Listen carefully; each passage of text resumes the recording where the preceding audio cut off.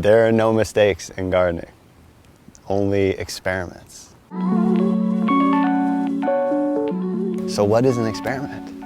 It is a scientific procedure undertaken in order to find a discovery, to discover something unknown. So all the time I have clients who are telling me, oh, I'm not a green thumb, you know, I'm a brown, I don't know what I'm doing, you're gonna have to help because I don't know.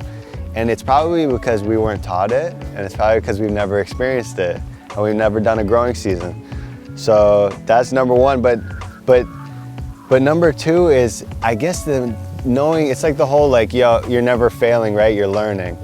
I used to do comedy, actually, and it was the hardest thing when you, like, no one would laugh. It was like, oh my God, it discourages you. You're like, I never want to do this ever again. And it's the same thing with plants. Like something dies, you're like, oh my God, what have I done? I'm never planting anything ever again. So my point being is it's really important to not be so hard on ourselves.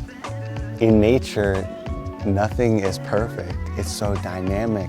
Everything's forever changing, right? The only constant is change, right? In nature, they talk about, which is wild. So how do you anticipate that or prepare for that? By engaging with it and observing it and being aware, and that's what farmers do. It's so beautiful. So that's what we do as farmers, right? We recognize these patterns. We know the seasons in a lot of ways, and we could anticipate these things as humans. It's a beautiful thing. But even with that, it might rain earlier one season. It might look a little differently, like you might have seeded and it dried up. So in the garden, it's data points. It's not, oh, I failed or I'm a mistake or I'm not a good gardener. It's saying, oh my God, there's an abundance in nature and I'm gonna tap into that. And even though maybe my chard didn't like this alkaline soil this season, we're gonna make it acidic, or we're gonna plant something that's alkaline, and just tune into, and then reiterate next season.